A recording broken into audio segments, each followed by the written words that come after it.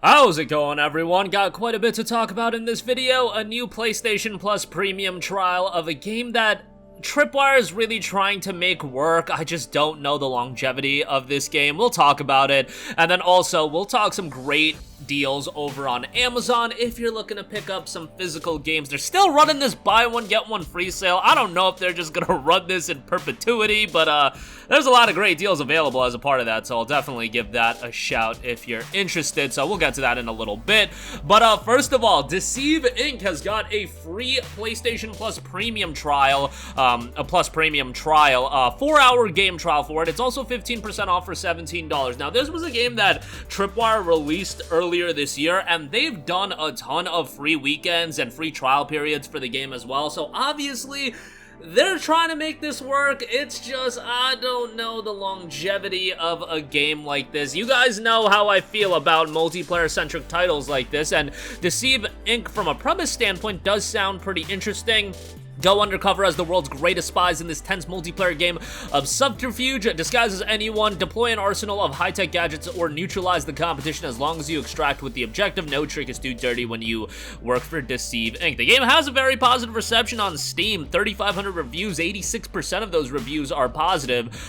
It's just, I don't believe there's a strong contingent of players that are still playing this game, which is unfortunate because you guys know the deal on what happens with these multiplayer titles after, you know, there's a lack of people playing them. I don't know if they should have just gotten a free-to-play route right out the gate with a game like this. It's like, if you drop a pay-to-play multiplayer title that is a new IP, it's gonna be very difficult. Like, it'd be one thing if, like, PlayStation and Sony dropped Killzone 4. Like, yeah, people are gonna play Killzone 4. Deceive Inc., on the other hand, it's gonna be difficult. Tripwire's gonna release Killing Floor 3. Yeah, Killing Floor 3, it's an established IP that's gonna do well, but when it comes to new IPs, unless it's coming from a really well-known studio, it's going to be pretty difficult for those games to pop off. And Tripwire published Deceive Inc. It was actually done by Sweet Bandit Studio, who worked on smaller titles in the past. But yeah, it is what it is. There's a Plus Premium trial. If you want to go check it out, go ahead. The game, again, 15% off for $17. Black Tie Edition is like the deluxe edition. That's 15% off for $25.49.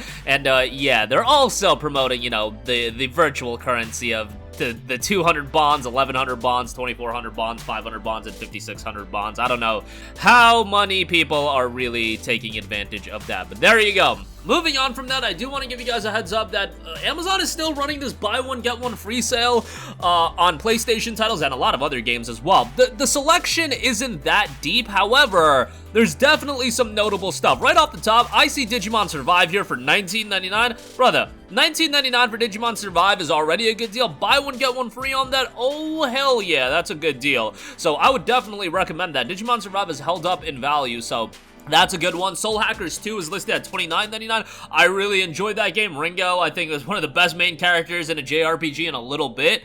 And I thought the overall game was really good. Soundtrack's fantastic. Just really, really dug that game. Endling Extinction is Forever. That's on there. Mato Anomalies, which is a lower budget JRPG, but I thought that was pretty decent as well. What else we got? Trinity Trigger is $45. Scarlet Nexus at $17. No More Heroes 3 at $36. Remember, all this is buy one, get one free. Octopath Traveler 2 is there. If you have a buddy that wants a copy of Octopath Traveler 2 as well, that's really where the value comes in on that deal. You can get Octopath Traveler 2, 2 copies of it, you know, $22.50. That's a pretty damn good deal for a game that just came out earlier this year, and a lot of you guys are just fiending for your turn-based JRPGs. Support Octopath Traveler because that's one of the best ones that has come out in recent memory. Valkyrie Elysium is on there. I wasn't crazy about that game. It's $36 though, so again, if you split it, 18 bucks.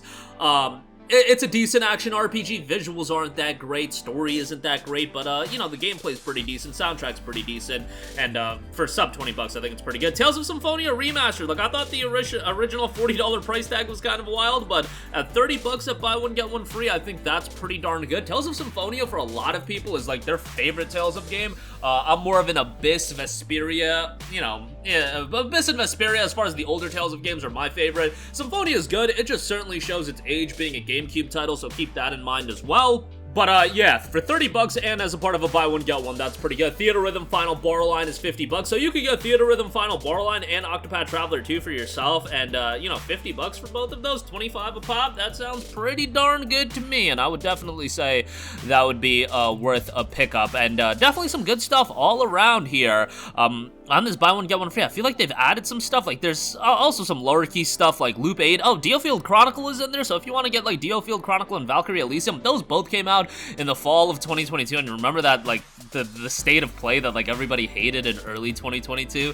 where like the big announcements were Diofield Chronicle and Valkyrie Elysium. Like, I kind of want to forget about that. But yo, I enjoyed Diofield Chronicle. I thought it was kind of an underrated game, super easy tactical title, but I thought the characters were interesting. I thought the story, while a little bit hard to follow, had this, you know, political aspect to it that I thought, you know, was pretty well done. You know, for that price, I think it's pretty decent. So yeah, some good deals all around there. Definitely for a buy one get one free. Check that out for yourself. Some other deals to note: Final Fantasy 16 is $50. Look, if you have a PS5 and you didn't pick up Final Fantasy 16, I don't know what you're doing. Now, the thing is, if you do want to wait for value, now that we know there's gonna be 2 paid DLCs, they're probably gonna do a Final Fantasy 16 Royal Edition at, like, you know, fall of 2024. Obviously, it's not gonna be called the Royal Edition, but you get the idea, the complete edition. But I'm sure that'll be released at 70 bucks or $60. But yeah, I'm excited that the game is getting DLC. Who knows if they do a full-on sequel for the game, because the game seemingly did fairly well. I think it's gonna do really well on PC as well, so we'll see how that turns out.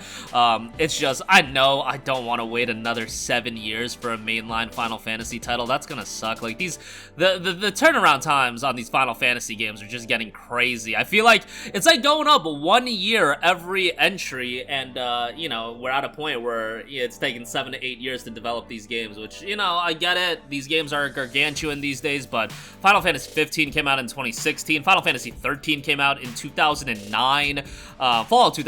America was early 2010, and then FF12, excuse me, I believe was 2006, and then Final Fantasy X was 2001. I can't believe I just remember all that off the top of my head. Look at me. But $50 for FF16. It's obviously a great game. I'd recommend it. Clive's a great character, and overall the game's great.